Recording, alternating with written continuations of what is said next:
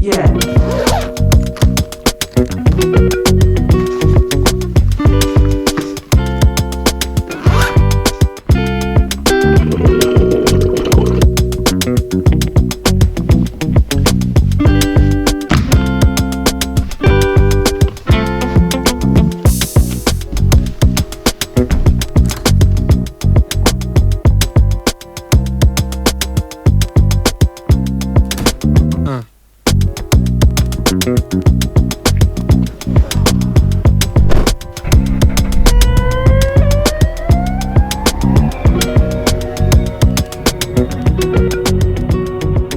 Hello my dear friends, welcome back to the channel. It's early morning, about 7:30 a.m. here in Milton, Ontario, and today I'll be making a long road trip over to Mechanicsburg, Pennsylvania to visit my family and join them for the holidays. It's pretty cold here today, but I think we'll get some warmer weather down south. The trip should take about 7 hours in a stretch, but I'm going to try and wander a little bit today and take some scenic country roads along the way.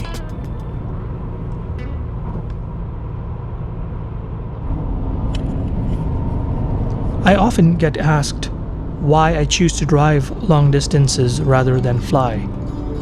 The practical reason is that it's just cheaper to drive, of course. But I think the more honest reason is that driving these long distances by myself gives me a meditative environment that is conducive to self-reflection that is just hard to replicate otherwise. I put on my favorite music, focus on the road, and without fail, I go through a roller coaster of thoughts and emotions as the hours go by, giving me clarity into the things that are on my mind and the things that hide deeper in my subconscious mind.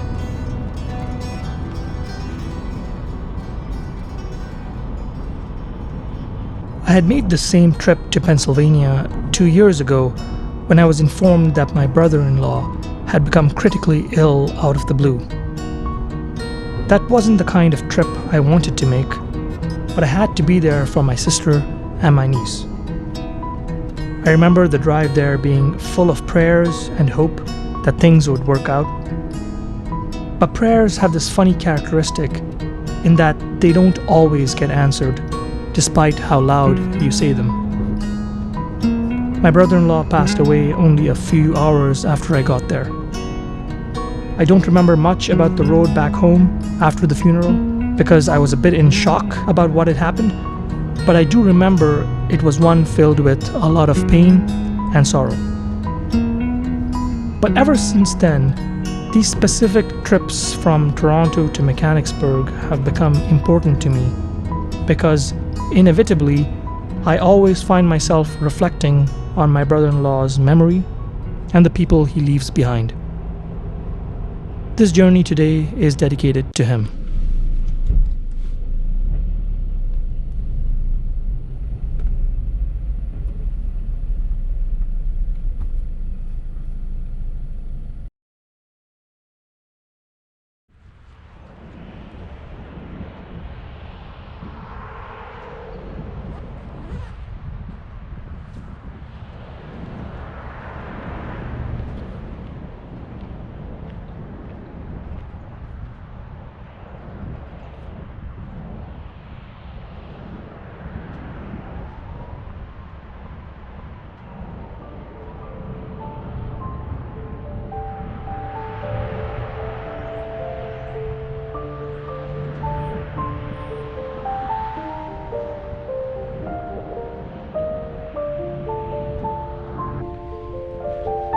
Exactly 1 year ago, I received a call from my doctor telling me that I had stage 3 cancer that had spread to different parts of my body.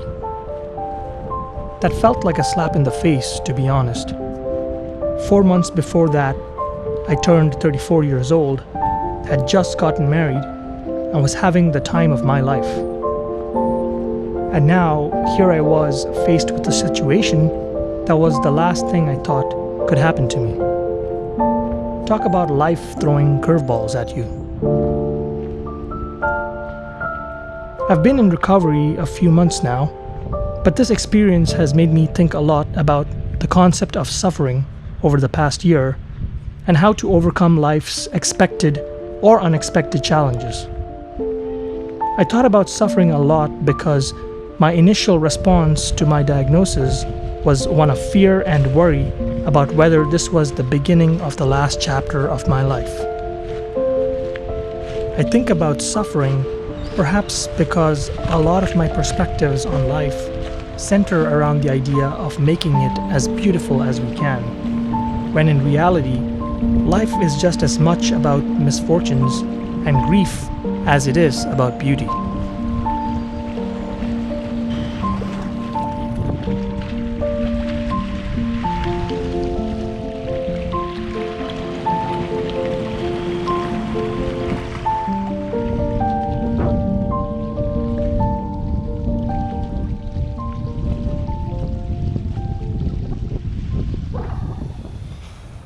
What then is suffering as it relates to the human experience? And is there any meaning in it at all? It's natural for us to ask the question, why me, when we face challenges that we do not deserve or we deem unjust. Those that are rational may choose to attribute their pain to statistics or anomalies. Others may seek answers from the divine.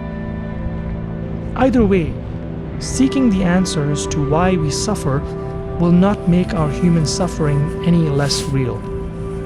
The why is irrelevant. The experience has already become inscribed in our story.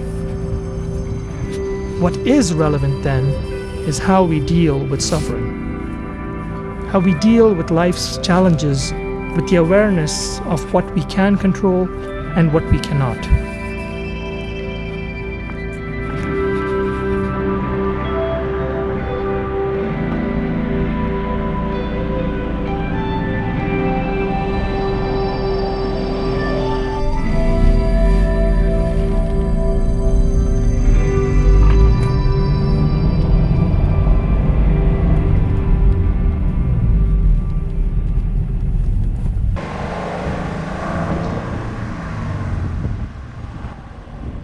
The circumstances that give rise to human suffering are an inherent part of life, no matter the magnitude of the pain it brings us or the duration that it lasts.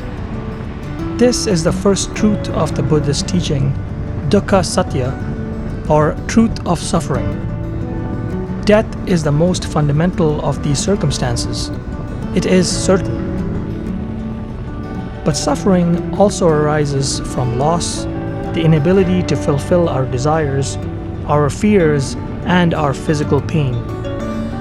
These give way to our experiences of discomfort, anxiety, mental distress, or any state that the human condition could be better off not experiencing. It is important to understand that the circumstances that we find painful are not the experience of suffering itself, nor are they the causes of our suffering. It is our negative interpretation of life unfolding itself that creates our suffering, driven by our desires for our stories to be different from what they are, and our ignorance of these circumstances as something that we can control. This is the second truth of Buddhism, samudaya, the true cause of suffering.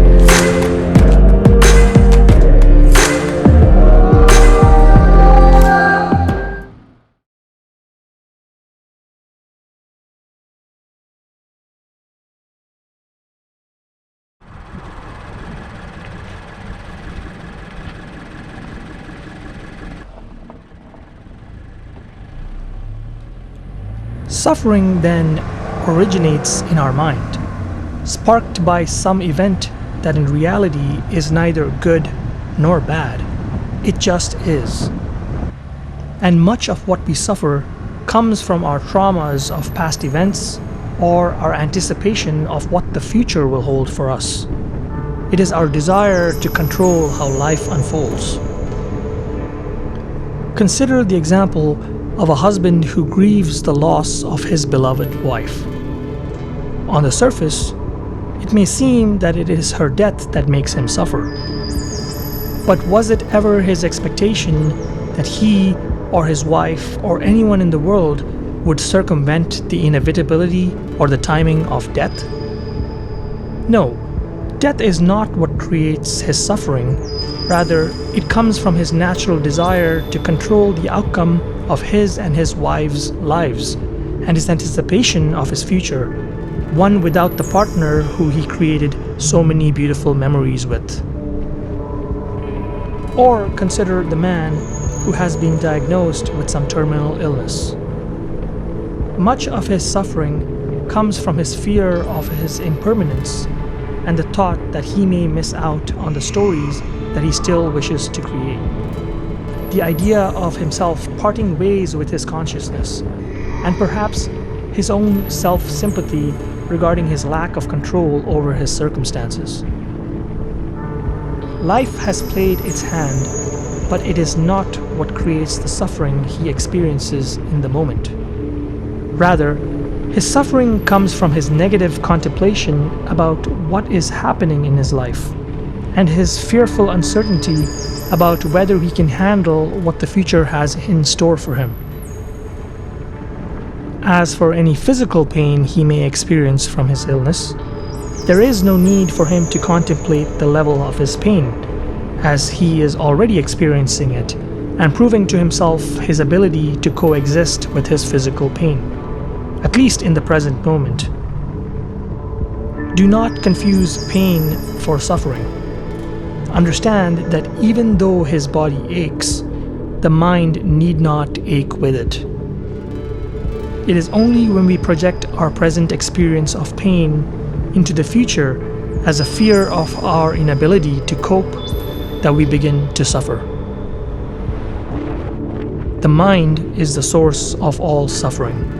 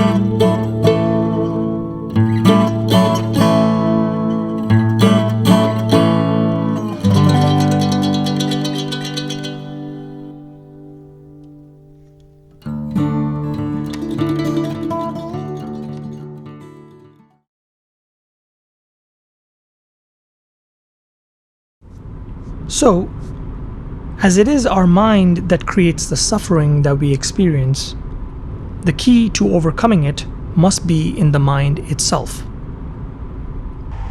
We cannot control most things in life, but we can control our thoughts from negative contemplation about our future and our attachment to its final outcomes. Sometimes, just the thought of our stories ending a different way to how we want it to weighs down on us so much that it crushes our will to fight. We need to detach. Detachment is to accept whatever life has in store for us, despite the actions that we take to control it, and to simply be present in the pain that we experience. From this control arises our ability to develop a sense of purpose in our times of suffering. The purpose to create the courage and the faith to work towards regaining joyfulness. The purpose to push through our pain and get to the other side of it. And when we do finally push through, we create room for celebration, gratefulness, compassion, and respect for ourselves. We find joy again. And if we cannot push through, despite all of our efforts, then we should accept whatever way life chooses to flow, with grace. There is still joy to be found in that. We cannot control what caused or will cause us pain, but we can control our purpose for overcoming it. So do not worry about the things that you cannot control, but find the wisdom to identify the things that you can and the strength to control them.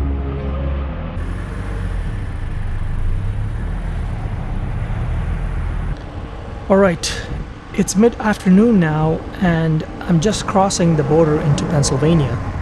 The drive is taking longer than I anticipated, probably because I've been loitering around the highways unnecessarily. I need to pick up the pace and get home.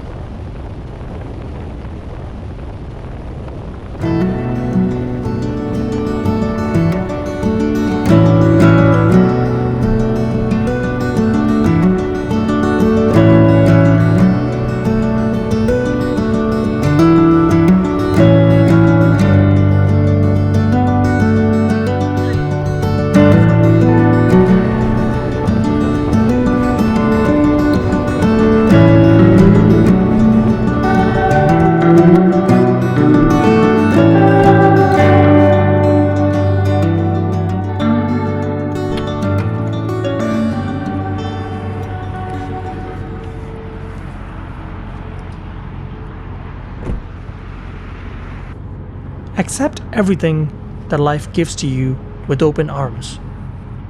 Accept both the miracles and the curses, the failures and the wins, the adventures and the mundane. Acceptance is acknowledging that your life, the substrate in which you exist, will flow and dictate its own path. Acceptance is setting aside our egos and being ready to adapt to this life, with the faith that we have what it takes to still find our way.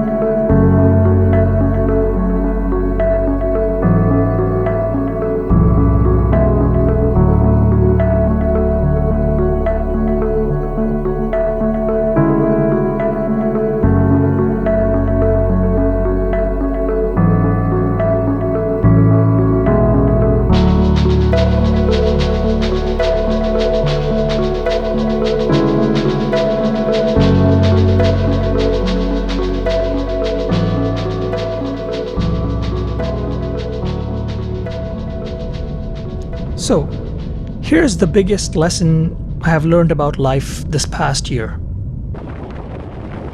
No matter what your situation is, no matter what challenges you face and suffering you are going through, you always have the choice to seek beauty in your life. No one can take away that freedom. In the weeks after I learned about my diagnosis and leading up to the start of my treatment, I took some time to reflect on how I wanted to deal with this upcoming experience I was about to go through. At the time, I decided that it was probably best to put on my emotional blinders and just get through the treatment so that I wouldn't have to feel anything, leaving just enough of an opening to let some positivity in that may come my way. In retrospect, this decision allowed me to come to peace quickly with my diagnosis. With this peace, I was able to make the decision to inform my family and friends without hiding the news from anybody. Unknowingly at the time, out of this decision came so much love and so much support from the people around me, more than I had ever experienced before, and more than I could ever ask for. And from this came deeper bonds with friends, reignited relationships with my family, and stories about strength, laughter, and love that I will carry with me forever. Despite the unarguable ugliness of the disease that I had, somehow I found myself valuing the experience. Somehow there was beauty to be found in this.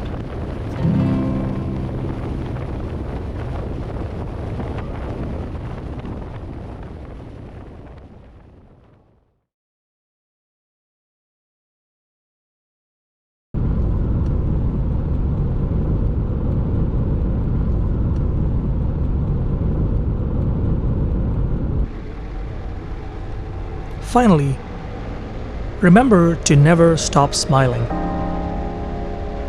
Regardless of all the suffering you have been through and you are going through, smile because your story is not over.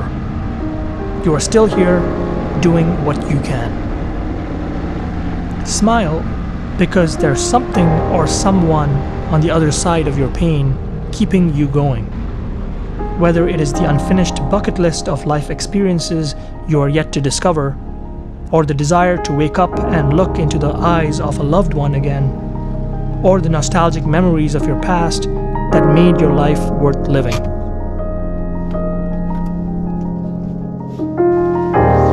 Smile, because at the end of the day, no matter what happens, your narrative is only yours to define.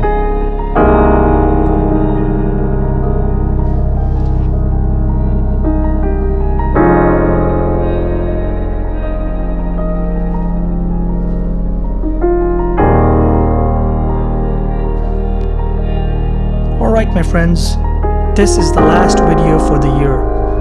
I wish you all a happy holiday and all the happiness you wish for in the new year.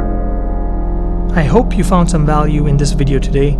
If you did, please do like and subscribe to the channel for more.